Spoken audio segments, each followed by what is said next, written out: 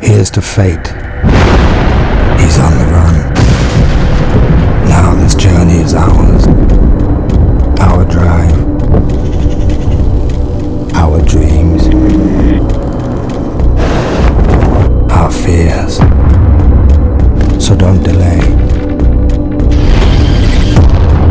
Don't hesitate. Prepare. Be ready. And wait. For our time is now.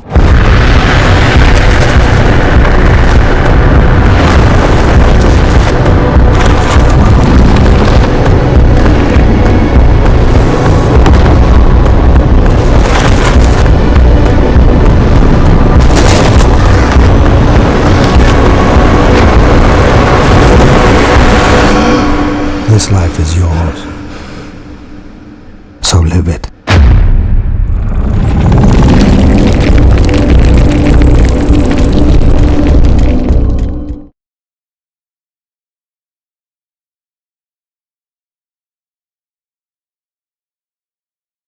Hi, welcome to My Outdoors. Today we have an interview with the co-founders of Thrudark, an outdoor brand created by two UK Special Forces operators. I do feel we should be doing this interview in black and white, because everything that the guys do is in black and white, but yeah. But guys, I'll let you introduce yourself. Yeah, nobody's been blindfolded for this. Okay. I'm Louis, one of the co-founders. Yeah, Staz, the other co-founder. Both, as you suggested, military backgrounds. Pretty similar time frame. I was 13 years total. My first 3 in the Royal Marines. My last 10 were spent down in Poole in the Special Boat Service. Yeah, and I was similar amount of time actually. So yeah, probably 14 years total, and then 8 years in Special Forces. So me and Staz have known each other for quite some time now. So probably 15 years. Yeah, kind of met in 40 Commando Bravo Company. First thing we were off to kind of mountain training up in Scotland. That's where I kind of first met Louis in the Corps. I think you were probably 6 months before me, maybe something like that. And then kind of a couple of years in Bravo Company, and then we kind of sort of separated at that point. I think you went SFSG, and then I was kind of FASLA bits and pieces, and then I went on selection. I think you were maybe a year or two after me and joining the SBS. Okay. So when you went back, or when you went down to Poole, both of you at Poole, were you back together again, or were you separated within the unit, or? We were in different squadrons at the time. So yeah, I mean, Staz was different squadron to me when I first joined, but then our paths crossed again, so he actually came back into the squadron that I joined. So yeah, there's a bit of interaction there. Yep. So when did the seed of Thrudark start? Yes, we were actually we were on a training evolution out in the States in Blythe. So it's like a free-fall parachuting kind of course, and I was at a stage where I knew my military career was probably coming towards an end because I was getting a military discharge. So we just started talking about options really, and I think me and Staz, we could have gone into the kind of security industry and done some personal protection, some bodyguarding or anything like that really, but we didn't really want to go down that avenue. So yeah, we started thinking about alternatives and what we could do really. So yeah, it's all about the kit and equipment. As all good plans are formulated as well, probably over a couple of beers, as these things do. But I think you know what it's like, Davy, and you've had experience in the military. I think from the outside looking in, even within the inner circle of the Marines, for instance, you see the SF guys, and they are generally speaking the rock stars of the military. They're dripping in all the best kit and equipment, what seems like an unlimited budget, from weapons, optics, helmets, plate carriers to clothing. And I think we've always been quite kit pesty. Most operators are kit pests, but then you have kit pests within the kit pests. I was sort of sniper background, and we've always kind of taken pride in our appearance, how we looked, and kind of how everything from how the weapon looks to you personally, and how you operate, look good, feel good, and all that sort of stuff. And I think it was on exercise there. We were literally jumping out and, you know, I won't name the brand that we were using at the time, but high-end gear, and, you know, and we were still critical of how it was performing, and zips blowing and pocket placement, and it just wasn't configured correctly with our kind of body armor and bits and pieces and trousers and all sorts of sort of shenanigans that you encounter at 18,000 feet in a snotty mess. And I think it was at that stage, you know, like Louis suggested, we kind of wanted to close, myself personally, you know, I'll speak for Louis, to kind of close that chapter. You know, I had a great career, fantastic career, you know, did a lot of things within that kind of 10 years, especially within the SBS, and, you know, probably used up all of our 9 lives, you know, between us. And I think, you know, the usual transition is into kind of private security, but it just wasn't floating my boat, really. The wind was out of the sails, and it was kind of, right, let's put it to bed. And I think we've said before, you attach a lot of your identity to, you know, is around that special forces, isn't it? And there's a lot of guys do struggle with that segue into kind of civilian life and transition. And for us, it was all about doing something that we were passionate about, that we enjoyed doing, you know, that we could do together as well, as friends. And I think this kind of clothing part, it started, and I think we kind of utilized that military planning and preparation. We've got a long-term borrowed whiteboard still to this day from work. You know, we started fucking jotting all the stuff down, and I think it was from there that we started really kind of thinking about what this could look like. Okay. So, yeah, I mean, the ideas and the preparation's great, but how does it then become the physical? How does it become the building you're sat in now and the clothes you're wearing now? And how difficult is that? That must have been difficult. I can't imagine that was an easy. Yeah, it's graft. I think it's graft. It's just getting your balls in your hand and just getting stuff done. I think, we've been around the world twice, spoke to everyone once. It's always, you know, the way we spin it. And it's like, we ended up in China trying to get the kit made there, and just it was a constant graft to try and get the stuff to the standard that it is right now. But yeah, a lot of hard work, really. I think another analogy is just fucking the dartboard analogy of just throwing fucking darts at the dartboard and you hit a bullseye, and we must have thrown a fistful of darts. You know, just hope you don't run out of darts. That's right. You know, you just keep playing, and we were relentless. Really, we just kept fucking going and going. Not happy with this, and it got to a point where we were getting samples through that were okay. And I think Louis is always calling the phrase, "That'll do, we'll never do." And I'm glad we did that. You know, we had the idea of where we wanted to sit, you know, in terms of quality, function, and everything else. And I think one of the things that kind of makes us unique in some respect is that, you know, we design, develop, and test all of our own gear ourselves. It's us, it's Louis. You know, fortunately, I can't draw for shit, but Louis, you know, quite really good at the kind of tech side on the iPads. And initially, I say lean team, it was just me and Louis, and then we would get introduced to a factory through a British designer, Jeff Griffin, that we knew, and then we kind of parted ways, and we were understanding that process then through the process, you know, by manufacturing, by sampling and tweaking and changing, and, you know, speaking to the pattern cutters, understanding technology and fabrics and zips and buttons, and you've just got to fucking immerse yourself in that world and really understand it.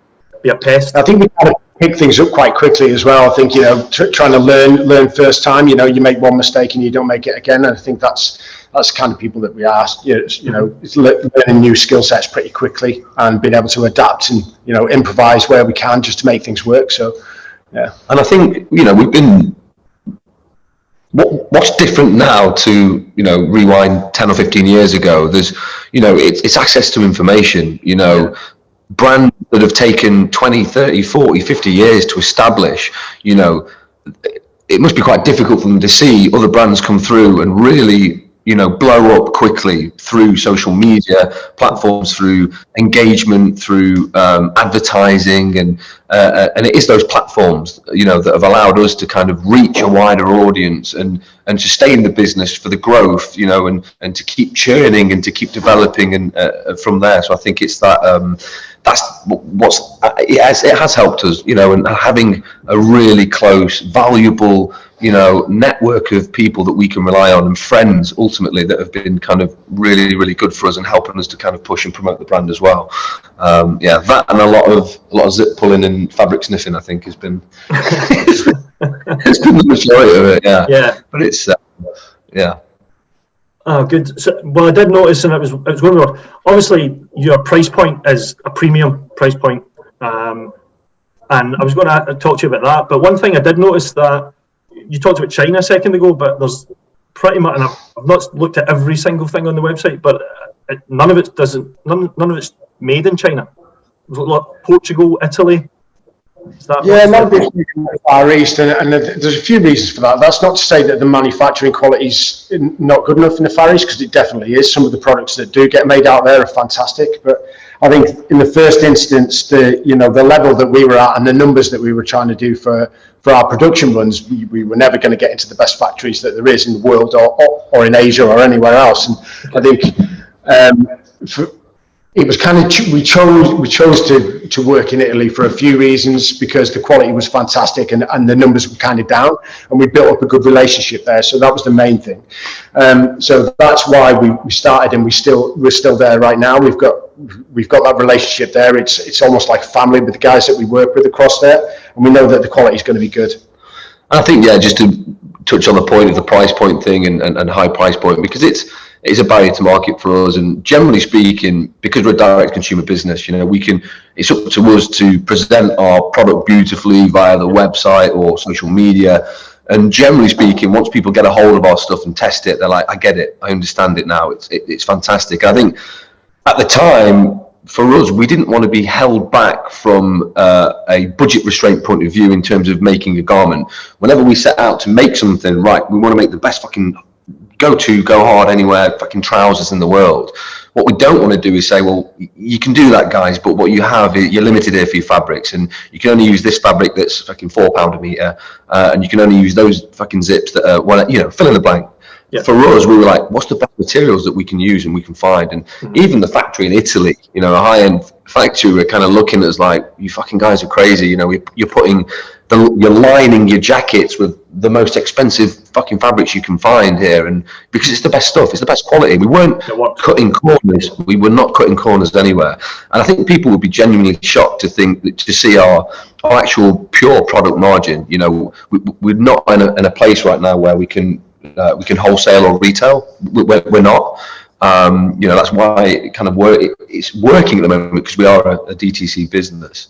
So it sometimes is frustrating for people, because they'll come in and see the price of a garment, but they don't understand the process, and it's not their fault. It's probably up to us to maybe educate people more through the website or through social media. It's not that fucking simple. People see something and go, I don't get it. Why is this fucking this much? And I don't understand. It's exactly that.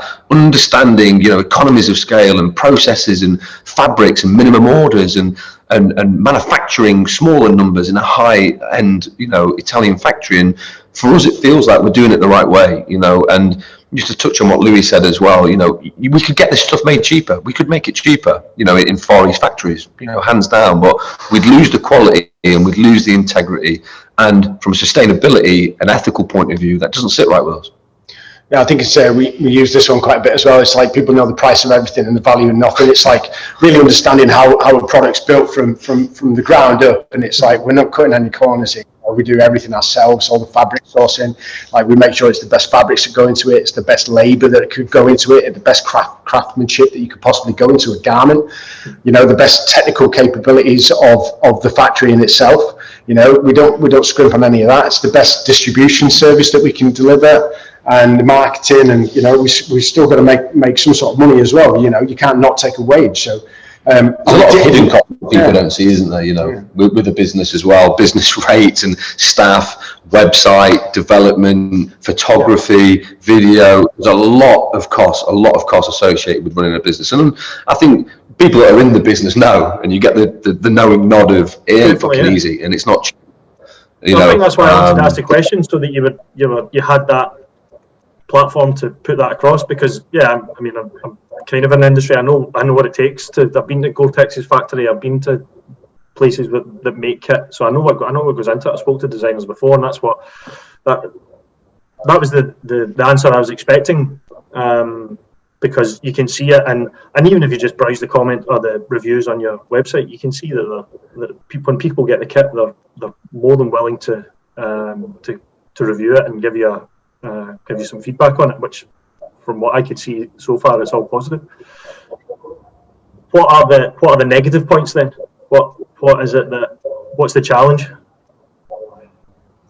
The challenges right now is kind of the growth thing, and we've never been ones to chase margin or anything else, but it's economies of scale, and you do want to be, we want to be the best at what we do. At the moment, at this time, is outdoor equipment suitable for the mountain, and we've got to branch out for other avenues, whether that be amphibious kit or luggage or footwear or whatever else. But it's those growth problems really from a business perspective, and trying to just open up the doors to do new kit, but that comes at a bit of a risk taking to some degree. If you try and release a new product that's just kind of not aligned to what you currently do, we don't know how it's going to go. I mean, the ones that we've released recently is kind of the fitness range, which we're plugging quite a bit, and we're still developing that. And then we've got some more plans in the future for luggage and footwear. So yeah. Wetsuit, ski range, other bits and pieces, and I think for me personally that transition from the military into business, we've enjoyed it. I say enjoyed it. It's hard. It's right. Difficult, isn't it? Trying to do everything. And thankfully now we're just getting to a point at year 3 of having super competent people now helping us as part of the business and the growth, people in the right places, product masters, designers, great photographers and other people as well that are now taking the slack for us, which now gives me and Louis a bit more space and time and energy and effort to really focus on the things that that we want to focus on, which is great. This is good for us. But another one for me was probably practicing fucking patience, and understanding not everybody works at the same pace as you or with the same intensity and tenacity, which is difficult sometimes. Yeah, can still find that now, but yeah, I know what you mean. So you mentioned design earlier, Louis, and how or Staz mentioned you get a bit geeky with your iPad and stuff. How's your designing developed since the beginning?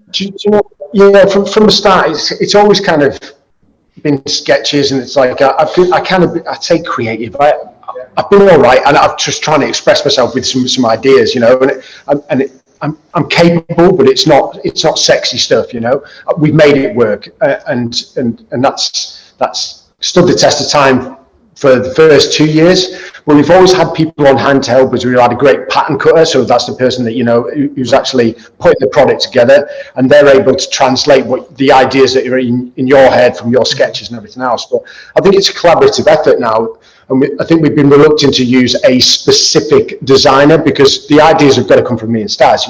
It's what we think, and being able to utilize people like Ben, who's our product master, and he's got the technical capabilities. He knows how a garment should be put together, so he'll understand it a lot better than I can. And then somebody who can actually draw like a lot better than I can. So that translation is easy between us and a factory. The factory right now has been working with us for some time, so they get it. They get the sketches that I can do, and they can translate it. But when it comes to new factories and opening up new doors, it needs to be a little bit more slicker. So I guess that's why we've got the skill sets to rely on now, the people that have come in to really help us do it professionally.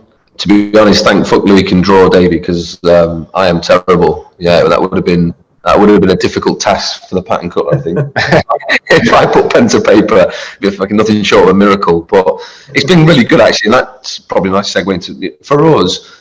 Understanding our own strengths and weaknesses as well within a business and how we operate, and Louis great at the design element, the production and that side of things, whereas I'm more the other side of the social media, the networking, the website marketing side of stuff, and it kind of worked really well. We just kind of naturally fall into those kind of swim lanes, but still having the ability to stand back and cross check each other as you would do. On a military operation, you still check each other off, and you know what you're doing, but just check me off. Am I fucking, I'm at least heading in the right direction. And now we've got a bigger team, more experience. We've got more people checking us off and checking each other off, and building a really good kind of core lean team at the moment. It's good. Okay. So has there been any kind of friction between the two of you in the business, like in terms of the cross checking? Yeah, I think there is naturally going to be, but it's surprising, we've known each other for such a long time now, and if we do ever butt heads, it's probably just because the fires fuel at a certain time, there's a lot of stress build up or whatever else. But I think we are one and the same people. We think very alike, but we're very different as well. It's like a bit of a cliche in itself. It's like Staz has got personality traits that offer it up to be particularly good at the marketing side of things and the elbow tickling, and I'm a bit more subdued and probably a little bit more creative with some things, so the working synergy. So we're fortunate that we are who we are, really. And I think for a business to stand the test of time, you've got to be able to butt heads and clash and be able to work upon each other, pick holes in each other, and tell each other when you fuck up. You know, if you don't, then who's checking you off? I think, yeah, that's the true testament of I don't need yes men around me. I don't want friends that are fucking just, yeah, you're brilliant, oh, amazing, yeah, you know, they're no use to man the beast, especially when, you know, when the chips are down, and that's what you've got to look at. You know, we all make mistakes, you all fuck up, or you have an opinion, and as long as you can step back from the coal faces and go, fucking hell, no one's going to die, it's only a zip that, you know, I forgot to order or something, you know, it's fuck me, you know, so it's, but it happens in all walks of life, doesn't it? And it's fucking smooth seas never made for a skilled sailor, you know. And but that being said, it's been very limited, kind of. Generally speaking, it's all good. And if he's having a grumpy day, I'll leave him alone. If I'm having a grumpy day, he leaves me alone. But it's let's get. Just not just thrash it out in the gym behind you. Yeah. Well, we started jiu-jitsu now. Yeah. So. The other thing you've got, and you mentioned it before, using friends and using people you know to promote as your ambassadors. You've got a fairly mixed and strong set of ambassadors. How did they come about? Do you know what? Like we discussed this again the other day, and kind of we're thankful for it. We've got a good network, and I think you build that network from who you are, and we've kind of earned it to a degree. You know, the people that we know is because of our reputations and what we've done and what we've been through, and you know, and the same goes for them. And you know, they're reputable in their own rights, and what they've done is, you know, they're high-end people. Some of their careers are just formidable. So I guess you kind of meet through different situations, and you know each other from their backgrounds and your background because of who you are.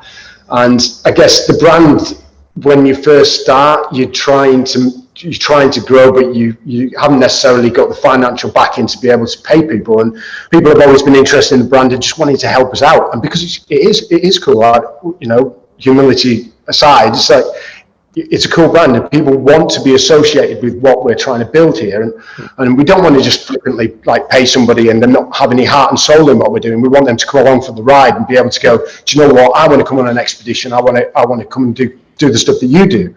So I think we've kind of grown it organically. We've got some cool people around us, and hopefully that'll continue to happen, you know, and just build it like we have been so far. So for you, Louis, you've managed to get an ambassador that's quite close to you on the books. Is it who's got the biggest kudos in your house? The gold medals or the UKSF? I've definitely got no gold medals, mate. So I ain't getting on any pushbacks in any near future, mate. So I'm going to get whipped, aren't I? Well, you hinted on social media the other day, I think it might be you, Staz, that nims was going to do something. You're going to do something soon with nims. What's happening there? So you're going to be canny. Yeah, I mean, again, nims is a super close friend of ours, and you know, we left at the same time, pretty much. You know, the service, and obviously he had his idea and goal in mind in terms of what he was going to do and set out to do. And you know, we were helping each other from a business perspective and ideas and networking, and open up our little black book as much as we could to help out. And you know, we believed in him as well. And you know, at that stage, we were designing and developing and testing, and summit suits were a big thing. And you know, for us at the time, it was a case of, you know, supporting him supporting us. It was symbiotic in that respect. And you know, he's such a nice guy. You know, nims is salt of the earth. You know, there's not many fucking people like. If everybody was like nims, we'd fucking there'd be no issues, was there? But I think for us, it was a case of what can we do? Like Louis said, we can't pay them. We're not. You feel bad, so you know, it's kit and clothing, but kit and clothing doesn't put fucking food on your table. You know, so now we're in a better position. We can look to support in other ways. So a way that we're going to look to try and do this is to create a Thrudark ex-nims dye mantra range. So a range of clothing, 3 or 4 select items that have key kind of nims input, and we can give a bit of give back there for him as well. And it means something to us as well. He's been along this ride and this journey with us, and he's had some incredible offers already. But he's loyal, and he's looked after us incredibly well. And obviously he remembers that as well, because we ultimately, before he became nims dye that everybody knows now, there's a lot of naysayers, a lot of fucking people throwing stones, and a lot of people that didn't believe him, and we knew who he was and what he was capable of, and I think that, that mutual respect and trust is earned, isn't it? Yeah, definitely. So what's next? Expedition wise, what have you got on the cards? What are we doing? Well, we've got a couple of things we want to do. We've got to keep this a little bit hush hush, but we want to do some kind of hot weather clothing. So there's going to be some sort of some arid sort of expeditions planned in the near future, but that's dependent on some product samples and stuff like that. Mm-hmm. And Staz has probably got some other ones. Yeah, so we've got a climb book with nims as well, potentially around Remembrance Day. Still yet TBC, but that's the plan, and that's what we're kind of training for and aiming for at the moment. Again, depending on current situation, and we'll cross that bridge when we're from. But that's the plan. Yeah. So there's a bit of hot weather, other bits and pieces like Louis suggested, with some development kit and equipment and ski range stuff, and potentially wetsuits and collaboration stuff that we're working with, boots and backpacks, and then which is all exciting stuff. And then climbing with nims, would be amazing. Awesome. Lads, I could sit and talk to you probably all day, but I know you're busy men and maybe suffering a little bit. So it's been really good to talk to you. I'm glad that I could talk to you about the brand and getting on. But yeah, thanks for your time. I know it's valuable. Thank you, Davy. Yeah, thank you for speaking. No problem. Good to talk, mate. See you later. Catch up in real life soon. Cheers.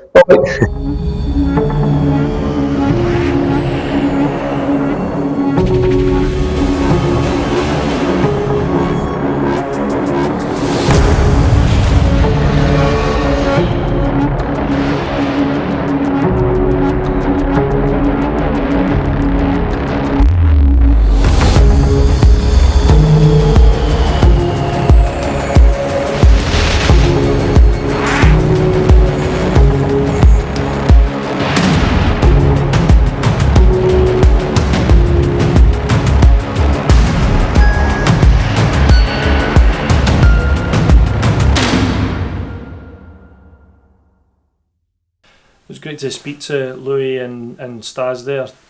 I really could have chatted to them longer. I know they're very passionate, and you can hear they're very passionate about what they do with Thrudark. Fortunately, I've been sent an SF Zodiac jacket, as you can see there. I've had it out a couple of times. It's a really nice, robust jacket, and I'm looking forward to getting it out and using it more.